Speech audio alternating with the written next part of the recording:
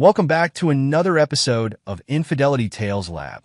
We're truly thankful for your continued support. Quick question for our viewers. Which country or city are you watching from? We love knowing how far these stories reach. Now, let's dive into today's story. Chapter 1. Family Foundations. Mason Hayes stood motionless in his father's study, his attention fixed on the tablet screen before him. The security footage from the Stallion Bar played out with brutal clarity. Sarah, his ex-wife, stumbling through the exit, her arm wrapped around Ryan Cooper's waist. The timestamp showed 11:47 p.m., their regular Friday night routine unchanged after 5 years. He set the tablet down on his father's mahogany desk, straightening his Italian silk tie. Through the study's window, he could see the celebration in full swing across the sprawling Montana ranch. His son Tommy's laughter carried across the yard as the 8-year-old chased his cousins around the carefully manicured lawn. Still keeping tabs on them? Derek Walsh's voice cut through Mason's thoughts. The sheriff moved into the study, closing the door behind him. His badge caught the afternoon light as he approached.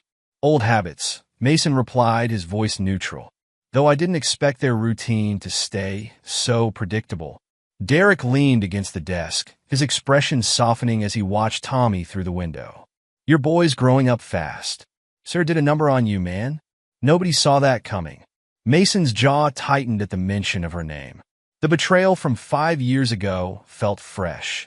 Discovering Sarah's affair with Ryan Cooper, his business partner and supposed best friend since childhood. They'd grown up together in the same working-class neighborhood, sharing dreams of building something greater than their humble beginnings.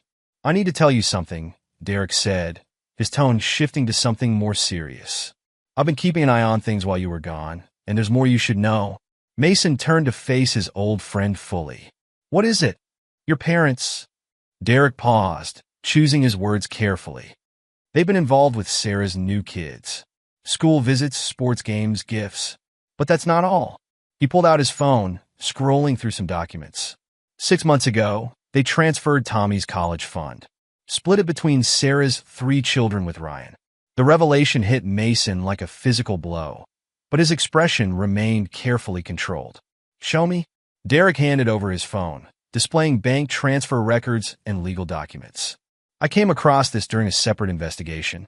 Thought you should know. Mason scrolled through the documents, each detail adding to the weight in his chest. His parents had systematically pushed Tommy aside while embracing Sarah's new family. The memory of their testimony during the custody battle suddenly took on a darker meaning. Their claims about his unstable work schedule had helped Sarah secure primary custody. A knock at the study door interrupted their conversation. Linda Hayes, Mason's mother, stepped in wearing an elegant blue dress suitable for her 40th wedding anniversary celebration. Mason, dear, we're about to make the announcement, she said, her smile faltering slightly when she saw Derek. Sheriff Walsh, I didn't realize you were here. Just catching up with an old friend, Mrs. Hayes, Derek replied, nodding politely as he moved toward the door. He paused beside Mason, speaking low enough that Linda couldn't hear. Watch yourself. There's more to this than meets the eye. Mason followed his mother out to the main gathering, where Richard Hayes stood ready to address their guests. The couple had always maintained a carefully curated image in the community, and today was no exception. Friends and family, Richard began, raising a champagne glass. Linda and I are blessed to celebrate 40 years of marriage surrounded by those we hold dear. To mark this milestone, we're planning a Mediterranean cruise. He paused, his eyes scanning the crowd, but notably skipping over Tommy. Just immediate family, of course. Linda beamed beside him. We leave in 2 weeks. It'll be a chance for real family bonding. Mason watched Tommy's expression fall, the boy's excitement at the announcement crumbling as he processed his grandmother's words. He excused himself from the gathering, following his son, who had slipped away from the crowd. He found Tommy in his old bedroom, sitting on the bed with tears streaming down his face. The room remained exactly as Mason had left it years ago, a shrine to a past his parents seemed determined to forget. Hey, buddy, Mason said softly, sitting beside his son. Want to talk about it? Tommy wiped his eyes with the back of his hand. Grandma said I can't go on the trip, he whispered. She said I'm not really family anymore. Mason pulled his son close, rage building beneath his composed exterior. Listen to me, Tommy. You are my family. You will always be my family. Nothing and no one can change that. But why don't they want me? Tommy's voice cracked. What did I do wrong? You did nothing wrong, Mason assured him, his mind already working through the implications of what he'd learned. Sometimes adults make mistakes, big ones. But none of this is your fault. As he held his son, Mason could hear the party continuing below. His parents' laughter drifted up, along with the chatter of guests celebrating their perfect family image. The contrast between that carefully maintained facade and the reality of their cruelty toward their own grandson crystallized something in Mason's mind. He pulled back slightly, looking at Tommy's tear-stained face. How about we do something special, just the two of us? Instead of their crews, we could go anywhere you want. Tommy's eyes brightened slightly. Really? Could we go to that dinosaur museum in Canada you told me about? The Royal Tyrrell Museum? Absolutely. Mason smiled, already planning how to turn this rejection into something positive for his son. We'll make it an adventure. Later that evening, as the party wound down, Mason overheard his parents speaking with some remaining guests in the kitchen. It's such a shame about Mason's situation, Linda sighed. But Sarah and Ryan have built such a wonderful family. Those children are a blessing. The Cooper name means something in this community, Richard added. We have to think about the family's reputation. Mason stepped into the kitchen, causing conversation to halt abruptly. Don't let me interrupt, he said smoothly. Please, continue explaining how the Cooper name means more than your own grandson. Mason, Linda started, but he held up a hand. Save it. Tommy and I are leaving. Thank you for making your priorities so clear. As they drove away from the ranch, Mason glanced in the rearview mirror at his exhausted son, sleeping in the back seat. The day had revealed the true depth of betrayal he faced, not just from Sarah and Ryan, but from his own parents who had chosen to reject their grandson in favor of maintaining their social standing. His phone buzzed with a text from Derek. There's more you need to know. Meet tomorrow. Mason sent a quick affirmative response, his mind already working through the implications of everything he'd learned. The confident, successful man who had returned to Montana wasn't the same broken person who'd fled. This time he had resources, connections, and most importantly, nothing left to lose except Tommy. He pulled into their driveway, carrying his sleeping son inside. As he tucked Tommy into bed, Mason made a silent promise. The people who had hurt his son would learn that their actions carried consequences, and the perfect little world they'd built on the foundation of his destruction was about to crumble. Chapter 2: Broken Mirrors. The morning sun had barely cleared the mountains when Mason's doorbell rang. He opened it to find Diane Cooper standing on his porch, her presence as unexpected as the flash drive she held in her trembling hand. We need to talk, she said, her voice carrying the weight of years of accumulated pain. About Sarah and Ryan. Mason stepped aside, letting Ryan's ex-wife enter his home. She moved with the careful precision of someone who had learned to navigate broken glass, both literally and metaphorically. In the kitchen, she declined his offer of coffee, instead placing the flash drive on the counter between them. They destroyed both our families, Diane said, her fingers drumming nervously against the granite countertop. I've been gathering evidence for years, waiting for the right moment. When I heard you were back in town, Mason picked up the drive, turning it over in his hands. What's on this? Videos mostly. Recordings of them laughing about how they fooled everyone. There's footage of them coaching their kids, teaching them how to treat Tommy at school. Diane's voice cracked. My own children, Mason. They turned my own children into weapons. He connected the drive to his laptop, and together they watched as Sarah and Ryan's true faces emerged through dozens of video clips. In one, they sat in their living room, wine glasses in hand, mocking Mason's reaction to discovering their affair. In another, they carefully edited footage of Mason's angry confrontations, manipulating the videos to paint him as unstable and dangerous. They showed these to your parents, Diane explained, to Tommy's teachers, to anyone who might question their version of events. They created this narrative of you as the unstable ex-husband, the failed businessman who couldn't handle his wife's success. Mason's hands clenched into fists as he watched Sarah instructing her children how to exclude Tommy at school. "Don't play with him," she said in the video. "Remember, he's not really your brother. His daddy is a bad man who wants to hurt your father." "How did you get these?" Mason asked, his voice tight with controlled anger. Ryan got sloppy after they moved into the new house. Left his cloud storage logged in on our old shared computer. Diane's laugh held no humor. He always did think he was smarter than everyone else. Their conversation was interrupted by Tommy's footsteps on the stairs. Mason quickly closed the laptop as his son entered the kitchen, rubbing sleep from his eyes. "Good morning, Dad." Tommy paused when he saw their visitor. "Hi, Mrs. Cooper." "Hello, Tommy." Diane smiled warmly. "You've grown so much since I last saw you." Mason moved to prepare breakfast, keeping one eye on his son while his mind processed everything he'd learned. "Hey, buddy, how about some pancakes?" As he cooked, Diane engaged Tommy in conversation about school and his interests, her genuine warmth a stark contrast to the calculated cruelty they'd just witnessed in the videos. When Tommy left to get ready for his weekend baseball practice, Diane's expression hardened again. "There's more," she said quietly. "They've been filing anonymous reports with Child Protective Services. Every scrape, every bruise Tommy gets from normal kid activities, they spin it into evidence of neglect." Mason set the spatula down carefully, his movements controlled despite the rage building inside him. "How do you know this?" "My sister works for CPS. She recognized Sarah's writing style in the reports, but without proof." Diane shrugged. "They're careful, Mason. They've built this perfect image while systematically destroying anyone who might threaten it." The sound of Tommy coming back downstairs prompted them to pause their conversation again. Mason helped his son gather his baseball gear, maintaining a facade of normalcy while his mind worked through the implications of everything he'd learned. "I'll drive you to practice," he told Tommy. "Mrs. Cooper and I need to finish discussing some business anyway."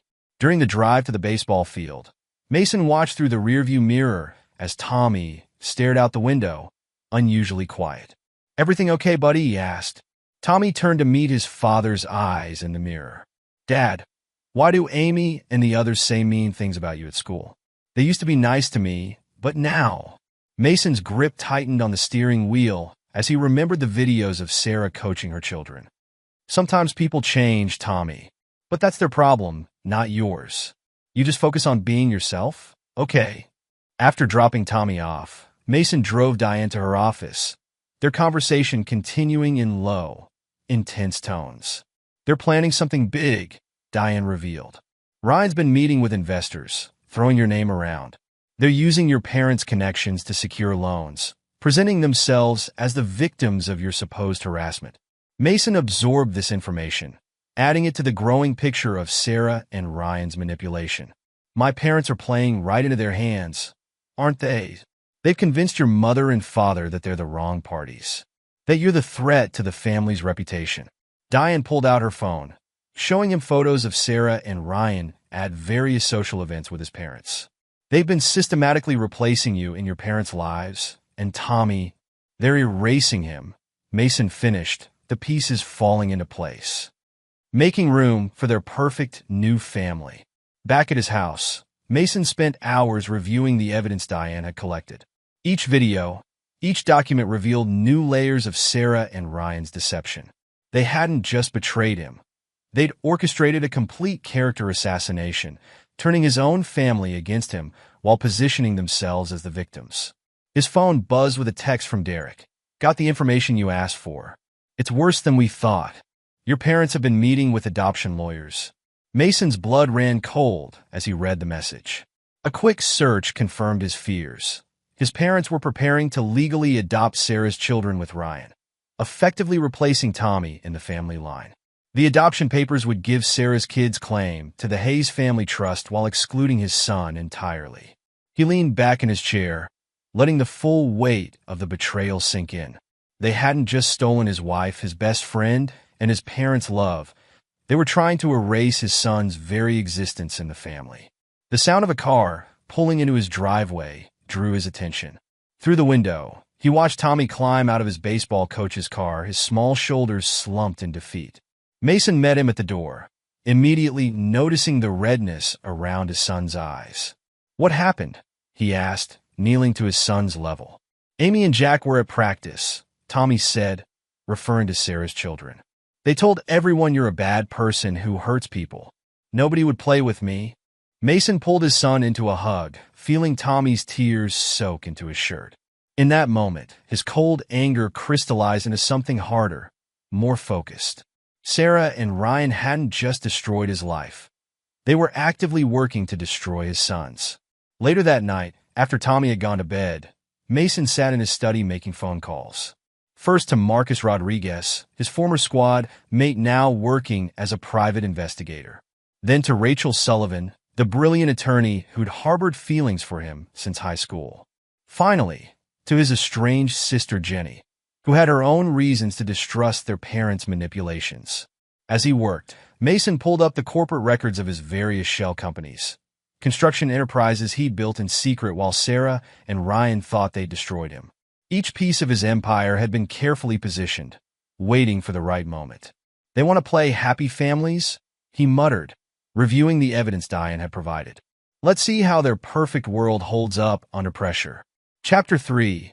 Calculated Moves.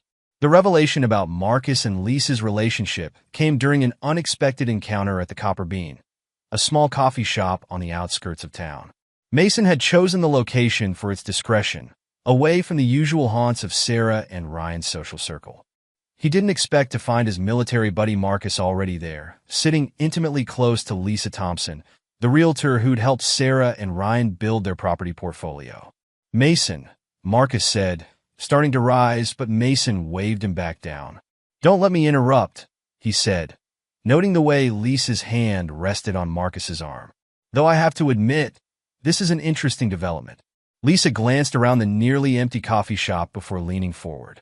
"They've been using your parents' connections," she said without preamble, "presenting themselves as victims of your harassment to secure loans.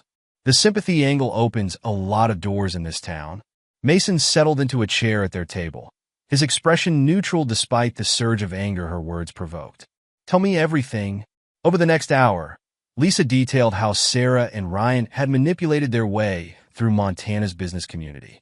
They'd crafted a narrative of perseverance in the face of Mason's supposed hostility, using his parents' influence to validate their story. "Your mother especially," Lisa explained, stirring her now-cold coffee. "She tells everyone how they've risen above your attempts to destroy them. It's become quite the inspiring tale in certain circles." Marcus reached across the table, sliding a USB drive toward Mason. "We've been documenting everything. Bank records, loan applications, social events where they've spread their version of events." "How long have you two been working on this?" Mason asked, pocketing the drive. "Since I noticed the pattern in their property acquisitions," Lisa replied. "The timing of their purchases, the way they always seemed to know exactly when certain properties would become available. It wasn't just luck. They were using inside information, your parents' connections, to get advance notice of prime opportunities. And your parents seemed eager to help them succeed," Marcus added, his military training evident in his precise, measured tone. "It's like they're trying to replace you with a more palatable version of success." Mason's phone buzzed, a text from Rachel Sullivan. The attorney's message was brief but alarming. CPS reports. "Multiple anonymous complaints. Need to meet ASAP." "I have to go," Mason said, standing. "But keep gathering information." "And Lisa, thank you.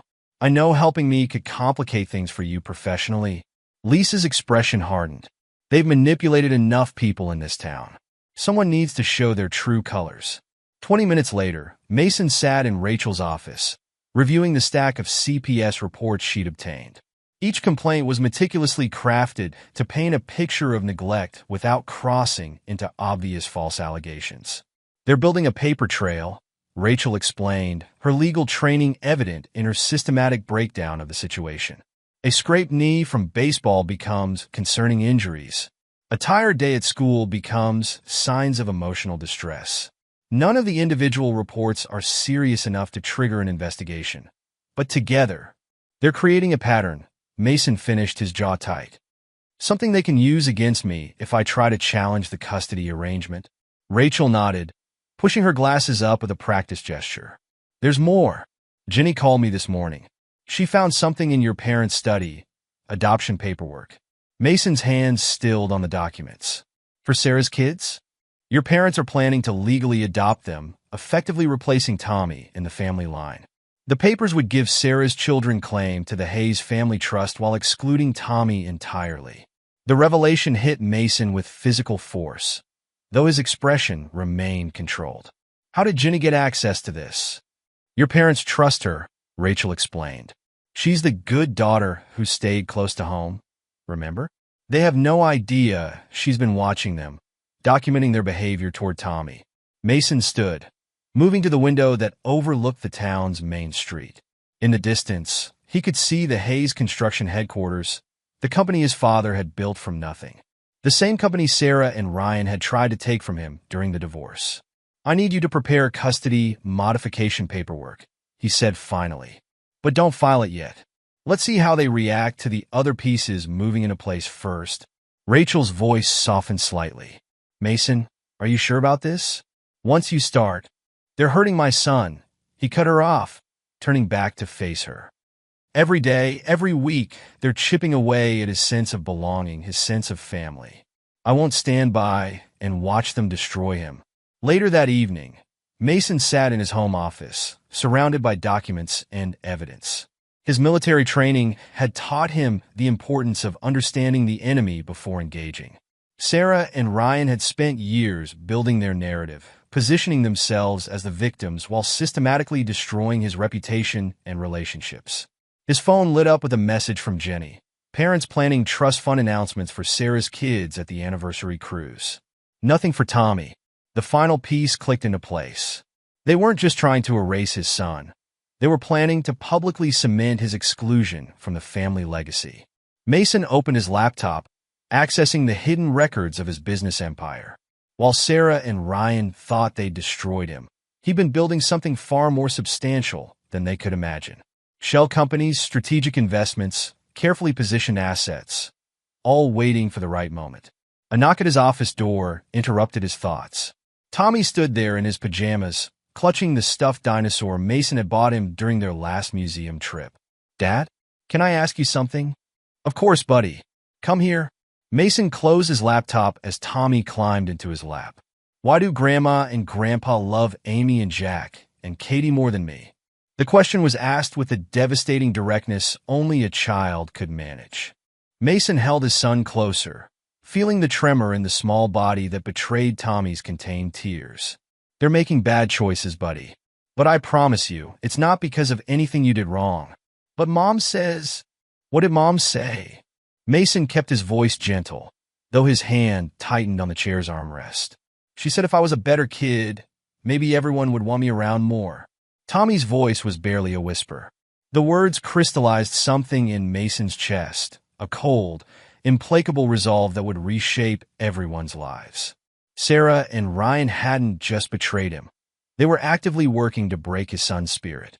As he held Tommy until the boy fell asleep, Mason's mind worked through the pieces he'd gathered. Diane's evidence of their manipulation. Lisa's revelation about their business practices. Rachel's discovery of the CPS reports. Jenny's intelligence about their plans for the family trust. He carried Tommy to bed, tucking him in with a gentleness that contrasted sharply with the hardness in his eyes. Tomorrow, he would begin implementing the plan he'd spent years crafting. Sarah, Ryan, and even his own parents would learn that their actions carried consequences. But tonight, watching his son sleep peacefully, Mason allowed himself to feel the full weight of their betrayal. They tried to destroy him once before, and he'd used that pain to build something stronger. This time, they'd made an even bigger mistake. They'd hurt his son. The game they'd started would end very differently than they imagined. Chapter 4. Opening Moves. Andrea Martinez sat across from Mason in his home office, her credentials spread between them on the desk. Her resume showed an impressive combination of teaching experience and child psychology expertise, but it was her direct approach that caught Mason's attention. Mr. Hayes, I've reviewed Tommy's academic records, she said, adjusting her wire-rimmed glasses. The pattern of emotional stress is clear in his work. His grades drop after family events or interactions with his half-siblings. Mason leaned forward. Can you help him? Yes, but I need to be clear about something. Andrea met his gaze steadily. If I take this position, I'll be documenting everything I observe. Not just Tommy's progress, but any signs of emotional manipulation or abuse from family members. Are you prepared for what that documentation might reveal? That's exactly why I want to hire you, Mason replied. Tommy needs support, but he also needs someone who can professionally document what they're doing to him. Andrea nodded, pulling out a notebook. I should warn you, I've worked with similar cases. Children often internalize family rejection, blaming themselves. Tommy might resist opening up at first. Whatever it takes, Mason said. Just help my son. The next day, Tommy sat nervously in their living room as Andrea unpacked educational materials. Your dad tells me you like dinosaurs, she said, pulling out a book about paleontology. Tommy's eyes lit up slightly. Yeah, we went to a museum in Canada. The Royal Tyrrell? Andrea smiled at his surprised nod. I've been there. What was your favorite exhibit? As Tommy began describing the dinosaur displays, Andrea watched his body language shift from guarded to animated. She made notes about his emotional responses, particularly when mentioning family members who had declined to join the museum trip. Across town, Lisa Thompson strategically positioned herself at her regular table in the Copper Bean, knowing several of her most gossipy clients would be there for their morning coffee. It's just heartbreaking, she said, pitching her voice to carry just enough. The way they've been borrowing money from Mrs. Henderson, you know, that sweet elderly woman on Pine Street, using their sob story about Mason to gain her sympathy, then leveraging her property for loans. The reaction was immediate. Martha Whitaker, president of the local garden club, leaned in. Sarah and Ryan Cooper? But they seem so. Appearances can be deceiving, Lisa sighed, sliding copies of loan documents partially out of her folder. I hate to spread rumors, but as a realtor, I have a responsibility to protect vulnerable clients. By afternoon, the whispers had spread through Montana's tight-knit business community. Lisa received 3 calls from other elderly clients asking about the Cooper's loan practices. Meanwhile, Mason implemented another piece of his plan. The Mountain View Youth Sports Program, which Sarah's children participated in, received an anonymous corporate donation. The timing coincided perfectly with the current director's unexpected job offer in Seattle. Diane Cooper walked into the program's board meeting with impeccable credentials and a detailed proposal for expanding youth activities. Her appointment as the new director was unanimous. Mom, guess what? Amy Cooper burst into their kitchen that evening. Mrs. Cooper is running the sports program now. Can I still participate? Sarah nearly dropped her wine glass. Diane? Ryan's ex-wife Diane? She seems really nice, Amy continued. She said she remembers teaching me to swim when I was little. Ryan entered the kitchen, his face darkening at the mention of his ex-wife. She's not to be trusted. She's probably working with Mason. But why would that matter? Amy asked innocently. You always say Uncle Mason is the one who can't be trusted. Sarah and Ryan exchanged worried glances, their carefully constructed narrative showing its first crack. Hayes International's bid for the new county infrastructure project landed on Sarah and Ryan's desk like a bomb. The proposal demonstrated resources and connections they hadn't known Mason possessed. This is impossible, Ryan muttered, flipping through the documentation. He was supposed to be finished in this town. Where did he get this kind of backing? Sarah paced their office. Your sources said he was struggling in Seattle, that he barely had enough work to support himself and Tommy. They were wrong, Ryan admitted. Look at these financials. He's been building something big, right under our noses. As Cooper Construction lost project after project to Hayes International's superior bids, the strain began showing in their relationship. Their confident smiles at business functions grew strained, their united front developing hairline fractures. Jenny's infiltration of their parents' inner circle proved invaluable. They're planning to set up trust funds for Sarah's kids, she reported to Mason over a secure line. The paperwork will be finalized during the cruise. Nothing for Tommy, of course. Mason absorbed this information, adding it to his mental chessboard. Keep watching them. I need to know about any changes in their plans. The pieces were in motion. Andrea documented Tommy's emotional progress and the subtle abuse from his grandparents. Lisa's strategic gossip eroded Sarah and Ryan's business reputation. Diane gained legitimate access to their children, gathering evidence of their manipulations. Anne Hayes International's aggressive expansion stripped away their professional facade. Mason watched it all from his office, each move calculated to apply pressure without revealing his ultimate strategy. The game had begun, and his opponents hadn't yet realized they were playing. Chapter 5: Pressure Points. Sarah's kitchen erupted in chaos as Amy slammed her bedroom door, the sound echoing through their carefully decorated home. Ryan paced the granite countertop island, his face flushed with anger. "She's been asking questions about Tommy again," Sarah said, gripping her coffee mug. "Wanted to know why we never told her he was her brother before the marriage." "This is Diane's doing," Ryan growled. "She's poisoning their minds during those damn sports practices." "Mom?" Jack, their middle child, appeared in the doorway. "Is it true what Amy said? About you making us be mean to Tommy at school?" Sarah's hand trembled slightly as she set down her mug. "Sweetheart, it's complicated. Tommy's father." "But he's nice to me," Jack interrupted. "When I saw him at the store with Tommy, he helped me reach the cereal on the top shelf. He didn't seem scary at all." Ryan slammed his hand on the counter. "Go to your room, Jack. Now!" As their son fled upstairs, Sarah turned on her husband. "Keep your voice down. Do you want the neighbors to hear?" "This is falling apart," Ryan hissed. "First the contract losses, now the kids questioning everything. Mason's behind this somehow." Their argument was interrupted by Amy's voice from upstairs. "I'm going to tell Tommy I'm sorry. You can't stop me." Meanwhile, at the Mountain View Country Club, Linda Hayes sat alone at her usual lunch table. The seats around her, normally filled with her social circle, remained conspicuously empty. Her phone buzzed with another email notification. Opening it, she found recordings of herself from last month's garden party. Margaret's grandchildren are completely out of control.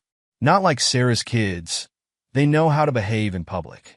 Real family values, unlike some people I could mention. The audio continued, revealing dozens of similar comments about her friends' families. Each clip was followed by praise for Sarah's children, highlighting the contrast between her treatment of them and Tommy. Linda's hands shook as she deleted the email, but the damage was done. Her friends had received the same recordings. Decades of social connections withered under the exposure of her duplicity. Across town, Sarah and Ryan felt the constant presence of watchful eyes. Mason's construction consultants, former Special Forces operators, maintained their surveillance with professional precision. "There's another one," Sarah whispered to Ryan as they left a business lunch. A man in workman's clothes stood across the street, his attention too focused on his phone to be natural. "You're being paranoid," Ryan replied, but his neck was tense as they walked to their car.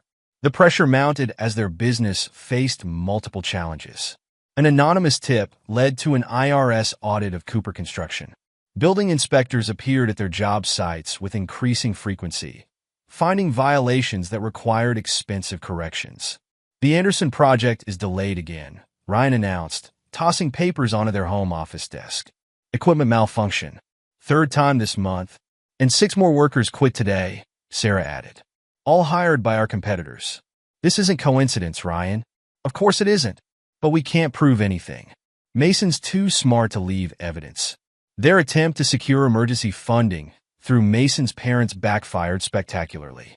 Rachel Sullivan's legal challenge to Richard and Linda's competency to manage assets sent shockwaves through the family. "What do you mean we can't access the credit line?"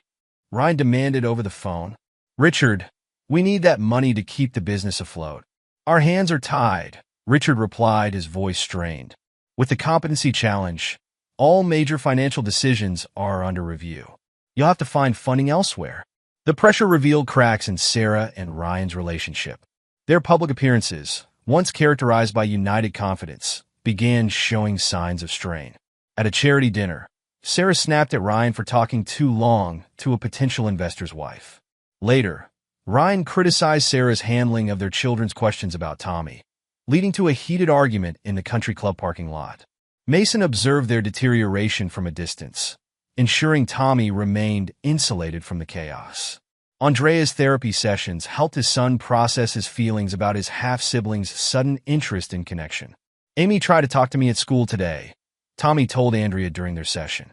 She said she didn't know why they were supposed to be mean to me before. Andrea made careful notes. How did that make you feel? Confused. Dad says it's not my fault, but if they're being nice now, maybe it was my fault before? Your dad is right, Andrea assured him. Adults sometimes make choices that hurt children, but that's never the child's fault. The pressure continued mounting. Cooper Construction's projects faced delays and cost overruns. Their social standing eroded as Lisa's strategic revelations about their financial practices spread through the community. Sarah's children asked increasingly difficult questions about their treatment of Tommy. Mason watched it all through reports from his team, each piece of information confirming that his strategy was working. The perfect world Sarah and Ryan had built on the foundation of his destruction was cracking under the weight of truth. Chapter 6. Hidden Depths. The private investigator's office was cluttered with case files and coffee cups. Sarah and Ryan sat across from Mike Benson, their hired PI, as he presented his findings on Mason Hayes. He's been busy, Benson reported, spreading photos across his desk. Multiple construction projects across the Northwest, all through different shell companies. But here's where it gets interesting. He pointed to a series of transaction records. Money moving through offshore accounts, connections to military contractors, meetings with former Special Forces operators. Sarah leaned forward eagerly. This is perfect. We can use this to show he's unstable, maybe even dangerous. What they didn't know was that Marcus had carefully crafted each piece of evidence, leading them down a path of Mason's choosing. The offshore accounts were legitimate but explainable. The military connections were real but legal. Each discovery made them more confident in their ability to fight back. We should take this to Brad Wilson at the Herald, Ryan suggested. He's been looking for a story like this. Jenny sat in Brad Wilson's office at the Montana Herald, watching the journalist review the documents Sarah and Ryan had provided. Her role as a source for his investigation had evolved into something more personal, though Brad didn't yet realize he was part of a larger plan. Something doesn't add up, Brad mused, spreading the papers across his desk. Their story about Mason's harassment doesn't match the timeline of these business records. Jenny leaned forward, her expression concerned. What do you mean? According to Sarah and Ryan, Mason was financially ruined after the divorce. But these records show he was building successful businesses during that exact period. Brad ran a hand through his hair. And these complaints about his behavior, they're too perfect, too consistent. Maybe you should dig deeper, Jenny suggested. Look into their side of the story more carefully. The catalyst came unexpectedly. Amy Cooper was researching colleges online when she discovered something alarming. The trust fund her grandparents had promised, money she learned had originally been Tommy's, showed a zero balance. Mom! Her scream brought Sarah running. The college money, it's gone. Sarah's face paled as she looked at the account information. The funds had vanished, transferred through a series of complicated transactions she couldn't trace. The resulting argument with Ryan erupted in the lobby of First Montana Bank. You said this was handled, Sarah shouted, forgetting their location. You promised the money was secure. Keep your voice down, Ryan hissed, but it was too late. Their public masks slipped, revealing the ugly truth beneath their perfect facade. Customers pretended not to watch as Sarah jabbed a finger at Ryan's chest. First the business problems, then the kids asking questions. Now this? What else haven't you told me? Their performance was captured on smartphones, the footage spreading through social media within hours.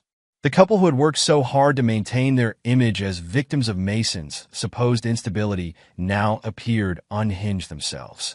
Meanwhile, Brad Wilson's investigation took an unexpected turn when he discovered discrepancies in Sarah and Ryan's version of events. The story they wanted him to write about Mason's obsessive revenge crumbled under basic fact-checking. Look at these, he showed Jenny a stack of documents. They claimed Mason harassed them constantly after the divorce, but he wasn't even in the state during those dates. And these allegations about his business practices? I can't find a single source willing to confirm them. Jenny's concern appeared genuine. What are you going to do? Keep digging. There's a story here, but I don't think it's the one they want me to tell. The weekend Tommy spent with his grandparents proved pivotal. Jenny had suggested the visit, knowing Richard and Linda couldn't resist showing off their relationship with Sarah's children. Hidden recording devices captured Linda's casual cruelty. "Of course we love you, Amy. You and your siblings are our real grandchildren now. Some people just don't fit into proper families." Richard's voice joined in. "The Hayes name means something in this community. We had to make choices to protect that reputation after what your mother went through with Mason." Tommy sat silently through dinner, watching his grandparents dote on his half-siblings while barely acknowledging his presence. Jenny's recordings captured everything. The subtle digs, the pointed exclusions, the clear message that he wasn't really family anymore. Later that night, in Mason's study, Tommy's question cut straight to the heart. "They're not our family anymore, are they, Dad?" Mason pulled his son close, feeling the boy's tears soak into his shirt. "Family isn't just about blood or names, buddy. It's about who loves you, who protects you, who puts you first, like you do." "Like I always will," Mason promised, his resolve strengthened by his son's pain. The revenge he'd planned wasn't just about his own healing anymore. It was about justice for Tommy, about showing his son that truth eventually defeats lies. The pieces were all in place now. Sarah and Ryan had taken his bait, convinced they could fight back against his supposed harassment.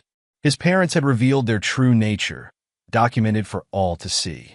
The carefully crafted narrative they'd built around his destruction was unraveling, exposing the ugly truth beneath. Mason's phone buzzed with a text from Rachel. "They're planning something big for the cruise. Want to move up our timeline?" He looked at Tommy, now sleeping peacefully on the study's couch, and typed his response, "No. Let them think they're winning. The bigger they build themselves up, the harder they'll fall." Rachel completed his thought.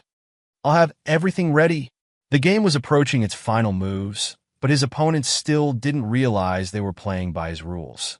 Their confidence in their ability to fight back was exactly what Mason had planned for. The perfect setup for their ultimate destruction. Chapter 7. Storm Breaking. Rachel Sullivan's office buzzed with activity as she reviewed the final pieces of evidence against Sarah and Ryan. Her team had uncovered their plan to use the Mediterranean cruise as cover for a hostile takeover of the Hayes family business. "They've arranged meetings with banking executives in 3 ports," she explained to Mason, spreading documents across her desk. "The paperwork's already drawn up to transfer controlling interest from your parents." Mason examined the documents. "And the trust fund transfers? Illegal from start to finish." Rachel pushed her glasses up, a habit from their high school days. "They used Richard and Linda's influence to access Tommy's accounts, but the actual transfers violated multiple banking regulations." A knock at the door interrupted them. Diane Cooper entered, holding a manila envelope. "You need to see this." "My contact at the embassy confirmed it. They've been inquiring about extended visas in Greece." Mason's phone vibrated with a text from Marcus. "Surveillance confirms. They're planning to stay overseas with the kids. One-way tickets booked under aliases." The pieces aligned perfectly with Mason's strategy. He turned to Rachel. "How fast can you get the emergency custody order?" "Judge Anderson is reviewing it now. With the evidence of their planned flight risk." Rachel's phone chimed. "That's him. We got it. Diane has temporary custody until a full hearing." Mason nodded to Diane. "You know what to do." The day of departure arrived. Mason watched through surveillance cameras as Sarah and Ryan approached the cruise ship terminal, their children in tow. His parents waited near the check-in counter, fawning over their real grandchildren. The first crack in their confident facade appeared when Diane Cooper emerged from the first-class passenger line, court documents in hand. Sarah spotted her first, grabbing Ryan's arm. "What is she doing here?" Their question was answered as 2 federal agents approached, flanking Diane. "Mrs. Cooper, Mr. Cooper, we need to see some documentation for the children." "What is this?" Ryan demanded, his voice rising. "These are our kids." Diane stepped forward, presenting the court order. "Actually, the court has granted me emergency temporary custody. Evidence was presented showing you planned to flee the country with them." Sarah's face contorted with rage. "You can't do this. Richard, Linda, tell them." But Mason's parents could only watch in horror as more federal agents approached them. Rachel's voice cut through the chaos. "Richard and Linda Hayes? We have evidence of your involvement in illegal financial transactions involving your grandson's trust fund. The scene devolved into chaos as Sarah screamed at the agents. Ryan demanded to see credentials, and their children watched in confusion. Dozens of passengers pulled out phones, recording the meltdown. "Mom, what's happening?" Amy asked, her voice trembling. "Why are there police?" "This is all Mason's fault," Sarah shrieked, her carefully maintained composure shattering. "He's trying to destroy our family." Linda attempted to intervene, but federal agents blocked her path. "Ma'am, please remain where you are. We have questions about certain financial transactions." Jenny, positioned strategically among the onlookers, ensured the country club crowd got front-row seats to the spectacle.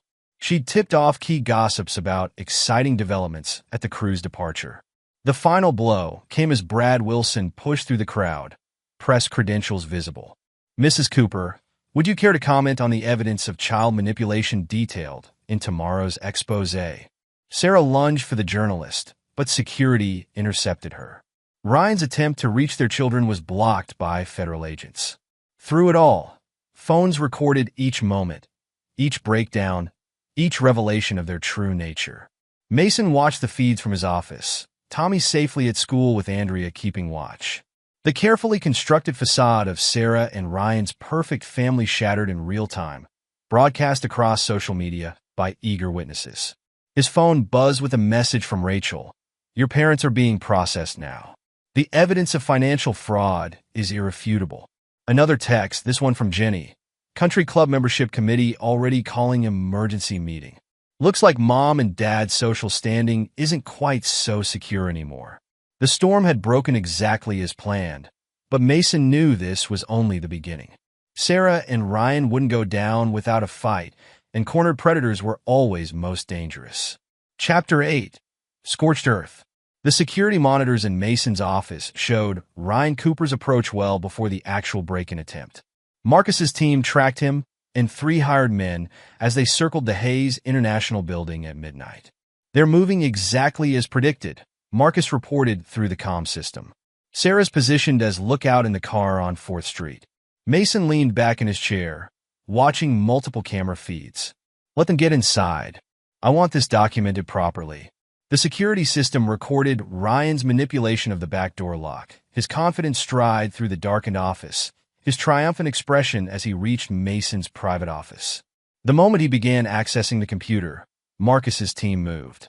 Lights blazed to life as armed security emerged from hidden positions.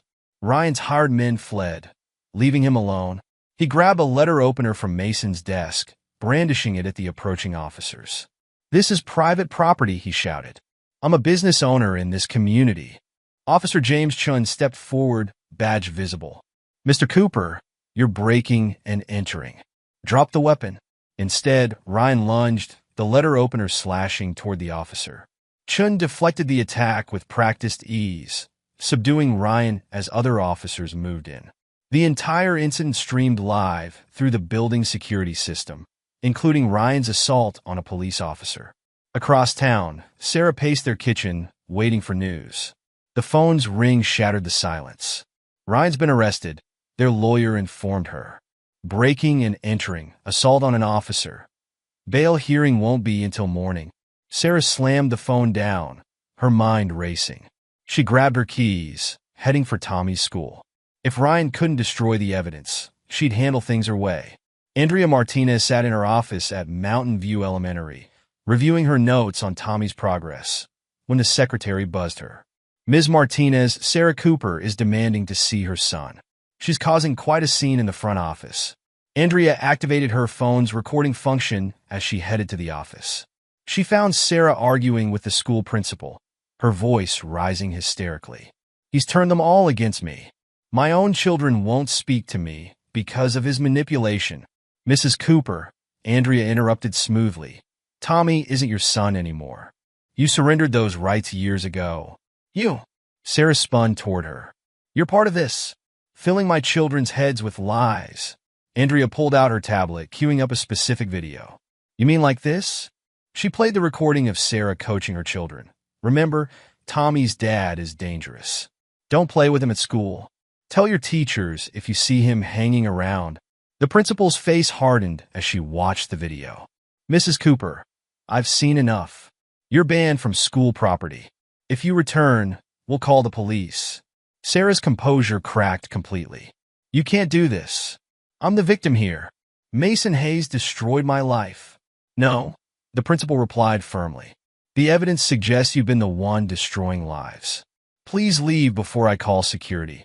That evening, Richard and Linda Hayes attempted damage control, summoning the family to their ranch. The gathering turned volatile almost immediately.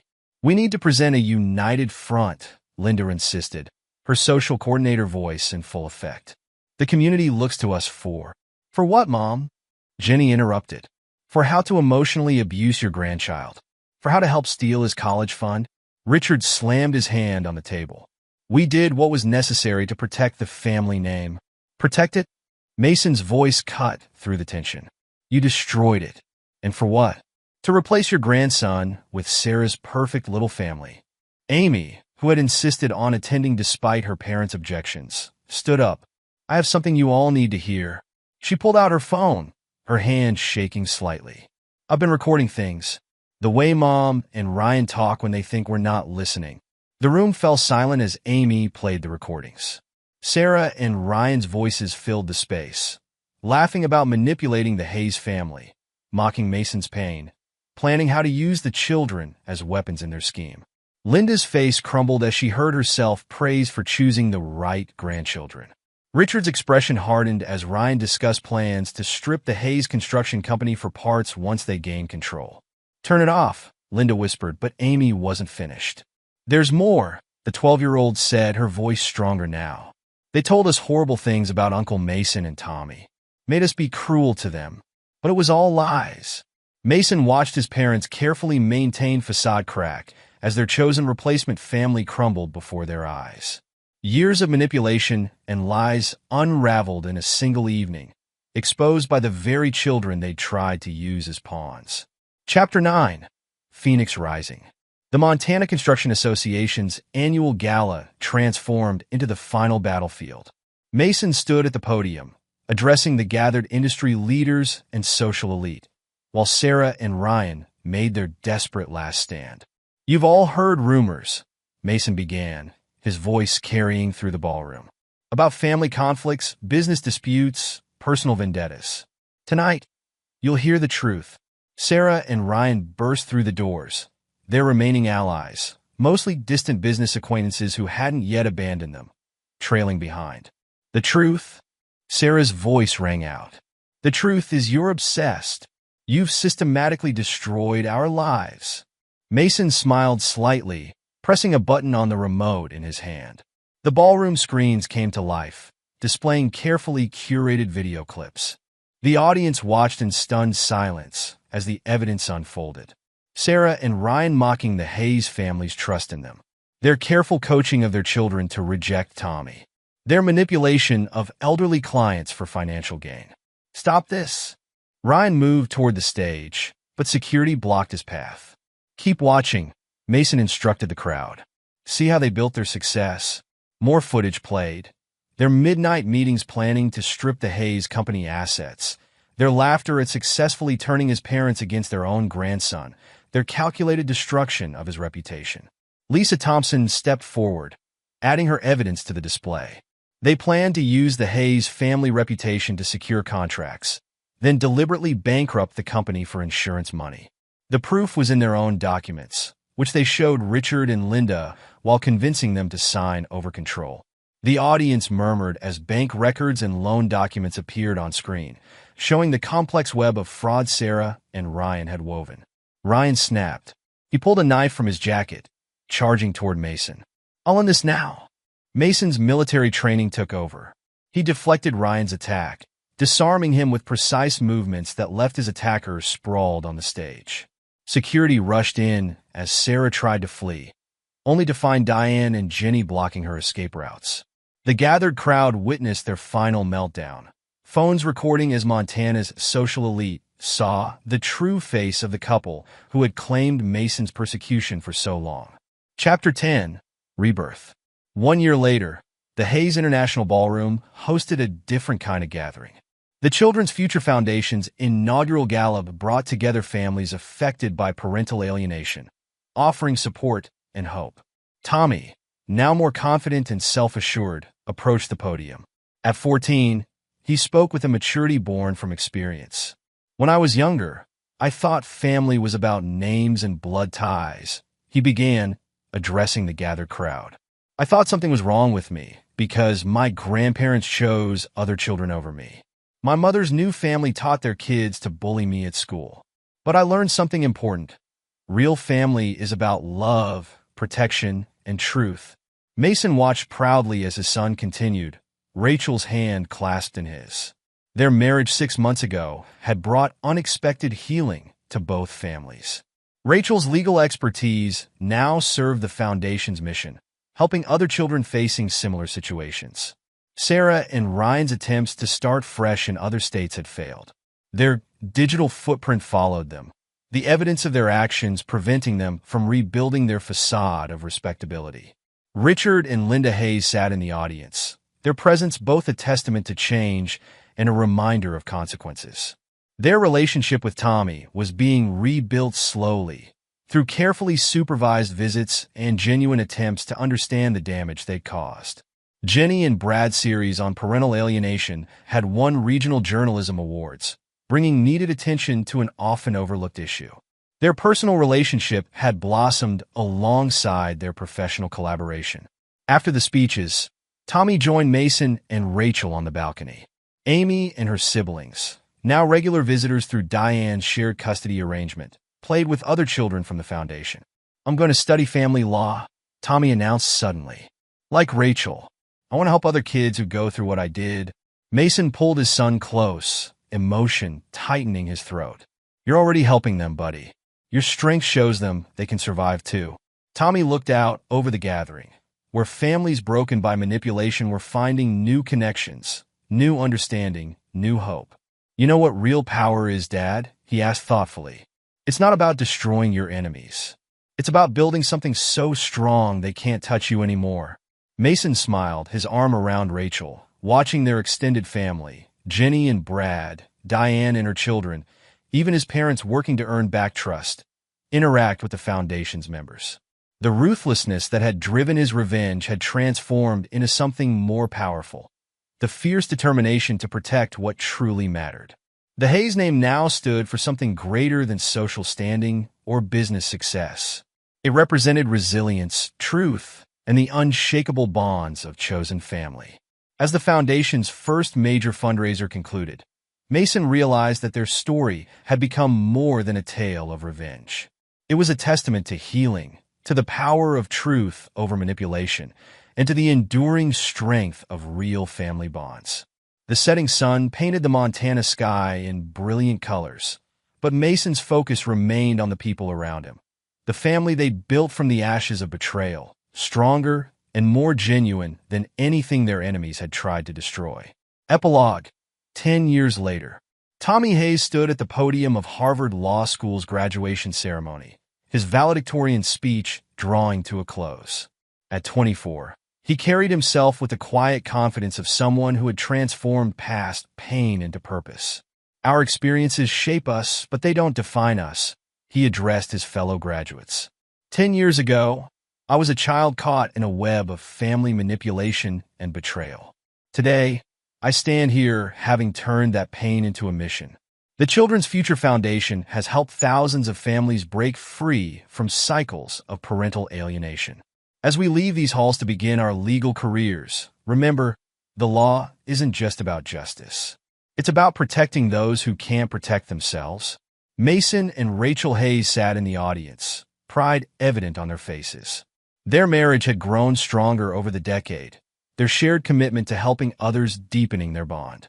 Hayes International had expanded across the country, but its most significant impact came through the foundation they'd established.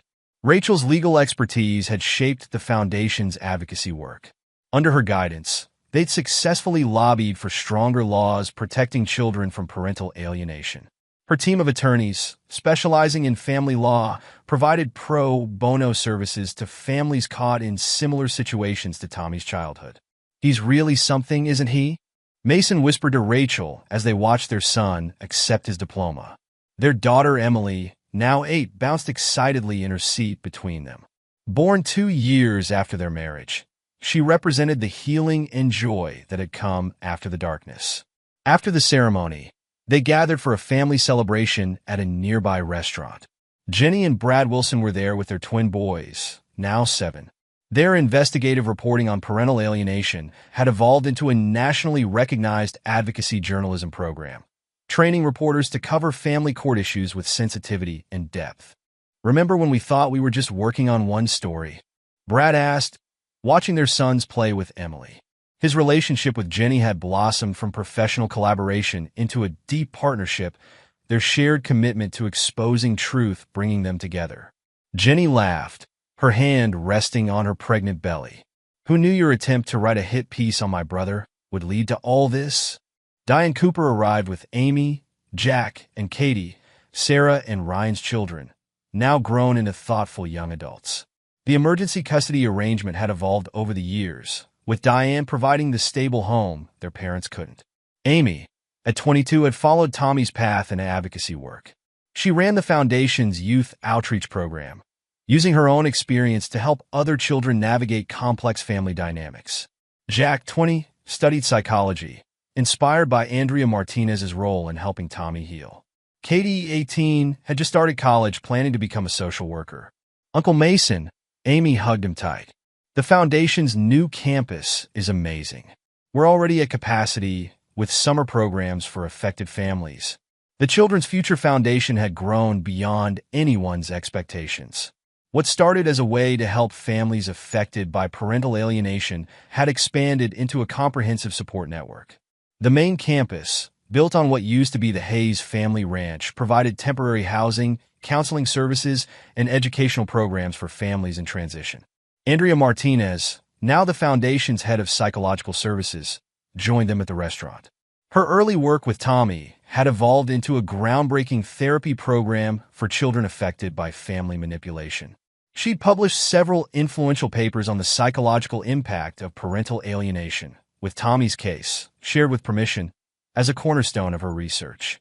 "How are the new therapy groups going?" Tommy asked her, genuinely interested in the Foundation's work despite his law school commitments. "We're seeing remarkable progress," Andrea replied. "Your father's idea to include supervised family reconstruction therapy is showing promising results." Marcus and Lisa Rodriguez arrived next. Their marriage 5 years ago had surprised no one who knew them. They'd continued working together, Lisa's real estate expertise helping the Foundation acquire properties for expansion, while Marcus's security firm protected vulnerable families during high-conflict custody situations. "The new safe exchange centers are operational in 15 states now," Marcus reported. His company had developed specialized protocols for supervised visitation and custody exchanges, setting the industry standard for family security services. Derek Walsh, still serving as sheriff, attended with his wife. His department had become a model for handling family court enforcement, with officers receiving specialized training in dealing with parental alienation cases. The protocols he'd developed with Mason's help had been adopted by law enforcement agencies nationwide. Richard and Linda Hayes arrived last, their presence a testament to the possibility of change. Years of therapy and genuine remorse had slowly rebuilt their relationship with Tommy. They'd never regained their former social status, but they'd found something more valuable: authentic connection with their family. "Tommy," Linda approached her grandson cautiously, still mindful of their past. "Your speech was beautiful." "Thanks, Grandma," Tommy replied warmly. Their relationship had taken years to repair, but his capacity for forgiveness, carefully balanced with healthy boundaries, had allowed for healing. Richard, more subdued than in his social prime, watched his family with different eyes. "Mason," he said quietly to his son, "you built something remarkable here. Something real." Mason nodded, acknowledging both the compliment and the unspoken recognition of past wrongs. "We all did, Dad. Sometimes you have to tear something down to build it back stronger." The conversation turned to news of Sarah and Ryan. Their attempts to rebuild their lives had largely failed. The evidence of their actions, preserved through Brad's reporting and court records, followed them across state lines. They tried to spin their story through social media and self-published books, but their versions fell flat against the documented truth. Last reports placed them in different states. Sarah working real estate in Florida, Ryan taking construction jobs in Nevada. Their attempts to contact their children were handled through the Foundation's supervised communication program, ensuring any relationship rebuilding happened on the children's terms. They still don't really understand what they did wrong, Amy commented, her voice free of bitterness. But that's not our burden anymore. As the evening wound down, Tommy shared his plans. He'd accepted a position with a prestigious law firm, but would continue working with the Foundation. Several law schools had expressed interest in his research on reforming family court procedures to better protect children's interests. The Foundation's expanding its legal advocacy division, he explained. We're seeing more courts recognize parental alienation as a form of child abuse. The precedents we're setting are changing how these cases are handled. Rachel beamed with pride. Her mentorship had helped shape Tommy's legal approach, but his own experiences gave him unique insight into the human cost of family court battles. The conversation shifted to the Foundation's future plans. They were developing international partnerships, sharing their models for family protection and rehabilitation. The Hayes name, once synonymous with Montana's social status, now represented hope and healing for families worldwide. Mason watched his extended family, biological and chosen, interact with deep satisfaction. Emily climbed into Tommy's lap, asking about his plans to visit during his law firm orientation. Jenny's twins played with Amy's tablet, exploring the Foundation's new child-friendly website. Katie showed Linda photos from her first college semester, their relationship slowly warming through shared interests in art and design. Did you ever imagine this? Rachel asked softly, leaning against Mason's shoulder. When you first came back to Montana, did you think it would lead here? Mason thought back to those dark days, when revenge had driven his carefully laid plans. No, he admitted. I thought I was fighting to destroy them. Turns out we were building something instead.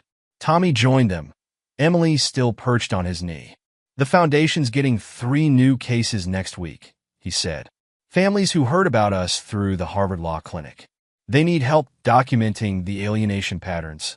We'll handle it, Mason assured him. That's what we're here for. Later that night, as the celebration wound down, the family gathered for photos. Marcus's security team had maintained subtle surveillance throughout the evening. Old habits died hard, and protecting their extended family had become second nature. You know what I realized? Tommy said to his father as they watched the others leave.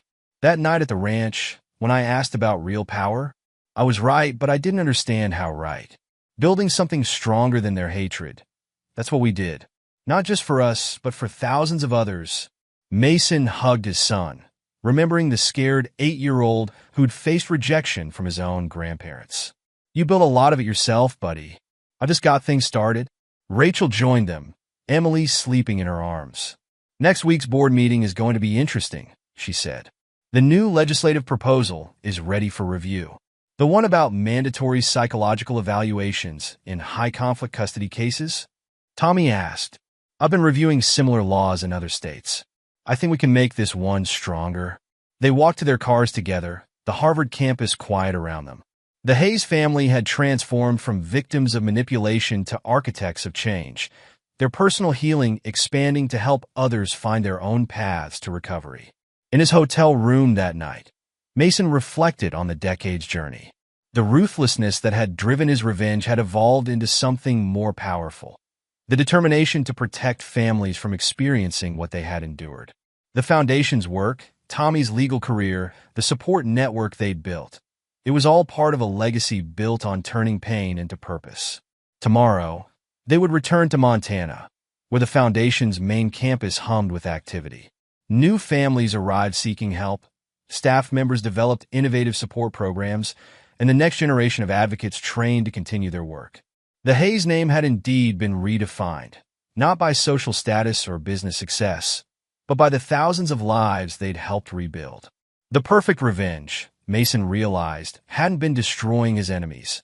It had been creating something so meaningful that their attempts to harm his family became footnotes in a much larger story of healing and hope. And there you have it. Another story comes to an end. What did you think? I'd love to hear your thoughts in the comments below. If you enjoy this story, consider joining our community by subscribing. It means the world to us. For more stories like this one, check out the recommended videos on screen. And I'll see you there.